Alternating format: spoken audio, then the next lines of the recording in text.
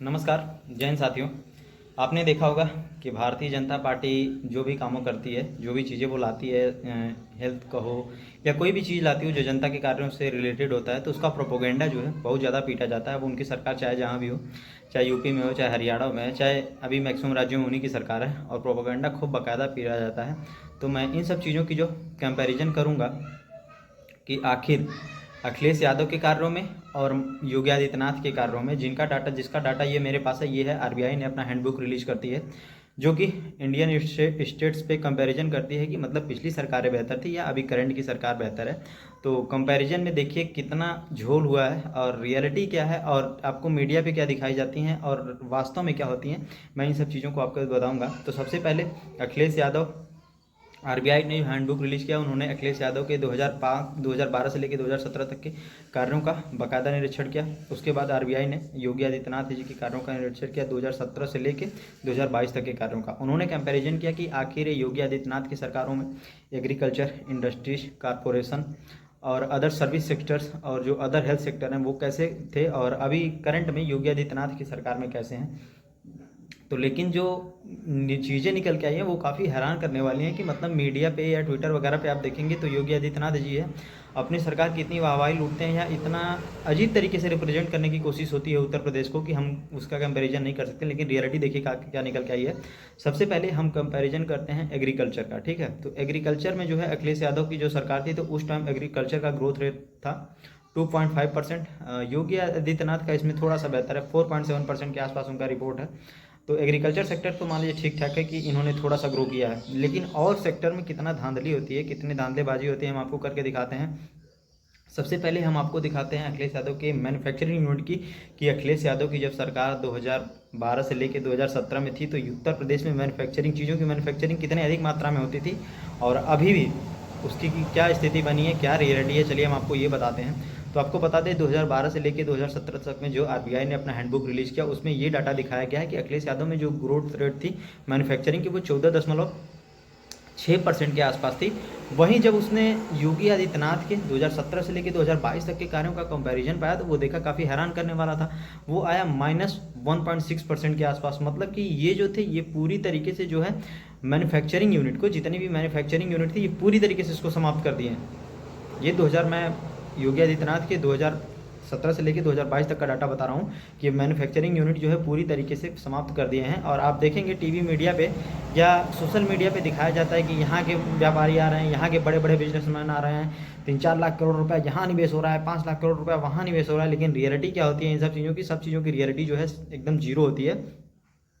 उसके बाद हम आपको इंडस्ट्रीज सेक्टर पे लाएंगे कि अखिलेश यादव जो इंडस्ट्रीज में कितना काम किए हैं और योगी आदित्यनाथ में कितना काम किए हैं। अखिलेश यादव को जब डाटा एनालिसिस किया गया 2012 से लेकर 2017 तक इंडस्ट्रीज मामले में, तो ये देखा कि 9.9% के आसपास जो है उस टाइम ग्रोथ रेट थी इंडस्ट्रीज लगने के मामले में, कि हाँ बाहर के लोग आके इसमें व्यवसाय करते थे, बड़े बड़े बिजनेसमैन आके यूपी में इंडस्ट्रीज लगाते थे, निवेश करते थे। और ये चीज़ें जो है योगी आदित्यनाथ की सरकार में घट के लगभग जीरो के बराबर हो गई। 0.6% के आसपास जो है बड़े बड़े बिजनेसमैन जो निवेश किए हैं उतना ये चीज़ें पता चली हैं। और आपको दिखाया कितना जाता है, आपको दिखाया जाता है कि लाखों करोड़ रुपए का निवेश उत्तर प्रदेश में आ रहा है। अगर इतना ही निवेश आता तो आज देश का युवा, प्रदेश का युवा जो है भाग भाग के मुंबई, दिल्ली, कोलकाता यहाँ से जाता है। आप लोगों को पता होना चाहिए, शायद आप लोगों की बुद्धि है ही नहीं, सेंस ऑफ ह्यूमर भी आप लोगों का नहीं काम करता है कि आखिर 10-10 हज़ार के लिए अगर यूथ जो है, हमारे देश के बेरोजगार युवक जो है अगर अपने स्टेट से पलायन कर रहे हैं तो उसकी क्या स्थिति हो सकती है, उसका क्या मायने हो सकता है। आपकी सरकार जो है ट्विटर पे जो है बड़े बड़े इंडस्ट्रीज लगाती है, बड़े बड़े इंडस्ट्री लगाना, बड़े बड़ा कारखाना ट्विटर पे ही लगता है और ट्विटर पे ही उजड़ जाता है, मतलब ग्राउंड लेवल पे तो उसको आना नहीं है। उसके बाद हम सबसे कंपैरिजन करेंगे योगी आदित्यनाथ और अखिलेश के कार्यों में कि सर्विस मतलब कौन सरकारें जो है बहुत बेहतर दे पाई हैं।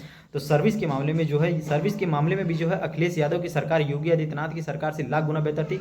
सर्विस ग्रोथ रेट जब चेक किया गया कि हाँ पब्लिक के लिए उन्होंने क्या किया, जैसे पब्लिक में आती है, पब्लिक सर्विस में आता है कि जैसे पब्लिक में पुलिस सर्विस कितना अच्छा काम किया, हेल्थ के लिए इन्होंने अच्छा काम किया और बुजुर्गों के लिए पेंशन वगैरह कितना दिया, ये सब चीज़ें मतलब सर्विस में आती हैं, पब्लिक सर्विस में।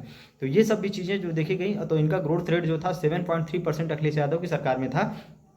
वहीं योगी आदित्यनाथ की सरकार में ये ग्रोथ रेट घट के 4.1% के आसपास बचा है। मतलब पब्लिक जो ये दावा करते हैं कि हमारी सरकार जो है पब्लिक की सेवा करती है, उसमें भी स्थिति इनकी दयनीय है, उसमें भी इनकी मिट्टी पलीद हो गई है। मतलब वो जो सर्विस अखिलेश यादव ने कई चीज़ों की प्रोवाइड की थी ये उसको भी घटा कर दी है। 2017 से लेकर 2022 के दौरान ये उन सब चीज़ों में भारी मात्रा में कटौती कर दी हैं। ये आरबीआई का हैंडबुक का डाटा कहता है।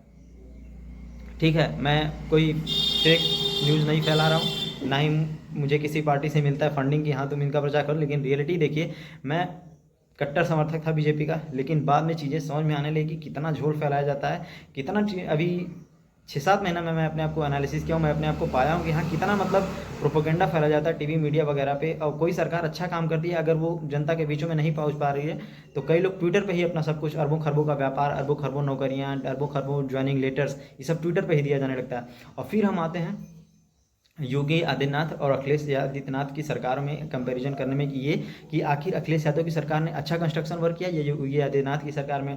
तो आपको इसमें भी हैरानी होगी कि अखिलेश यादव की सरकार में जो कंस्ट्रक्शन रेट था, कंस्ट्रक्शन ग्रोथ रेट था, वो 4.1% के आसपास था, और योगी आदित्यनाथ की सरकार में ये कंस्ट्रक्शन रेट भी घट गया है, 3.1% के आसपास ही बचा है।